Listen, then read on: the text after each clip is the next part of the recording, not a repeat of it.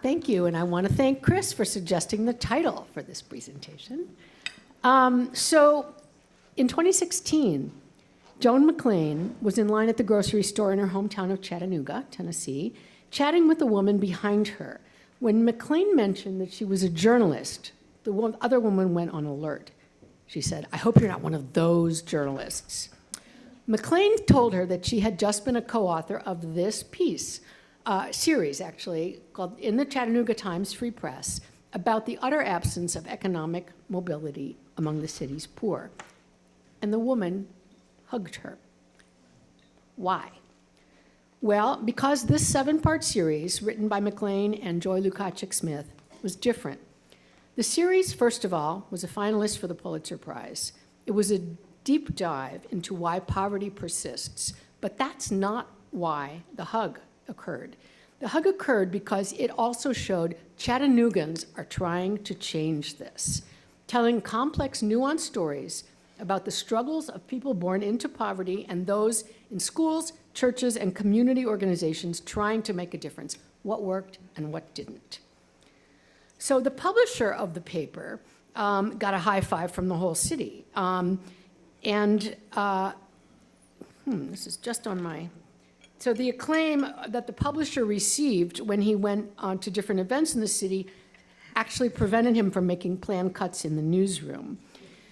The Chattanooga State Community College held meetings for students to read and discuss the story. Pastors in local churches gave sermons on it.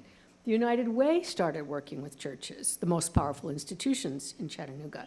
And churches began to fight poverty in a different way, one based on building long-term relationships and not short-term relief. So why did this series lead to so much trust and engagement?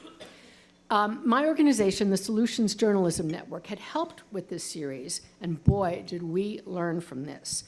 Now, I believe that investigative reporting is the highest form of journalism, and you probably do too, but many civilians do not.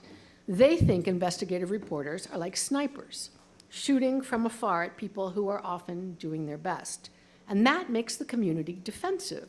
When people feel defensive, when they feel judged and criticized, they shut out new information and ideas. People want to feel respected and reflected by the news. They don't want to be seen as just problems or just victims. By showing poor people's agency, showing how Chattanoogans are trying to solve problems, the poverty puzzle removed this defensiveness. Serving our communities better requires doing many things in a new way.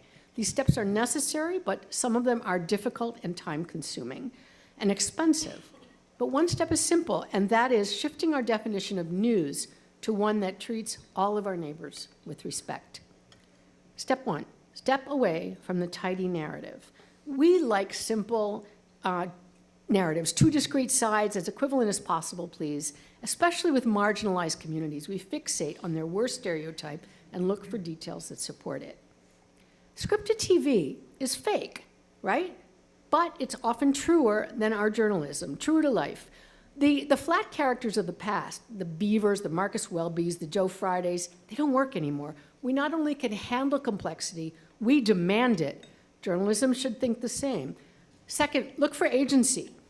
The Minneapolis Star-Tribune amply covered the radicalization of the youth in its Somali community. These stories were true and needed, but they were incomplete.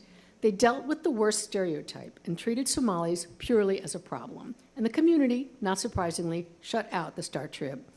Then the paper said, well, nobody really cares more about this issue than the Somalis themselves, so let's see what they are doing to solve this problem. And they did a ton of those stories, some of them in Somali. And now they have sources in the community. And then the paper said, well, what else do Somalis care about? Certainly, there's other things besides radicalization. One, for example, was navigating assimilation, preserving their culture while living in America. So those stories grant agency. They acknowledge the agency of people. The next step is solutions reporting. Oh, boy, I'm behind.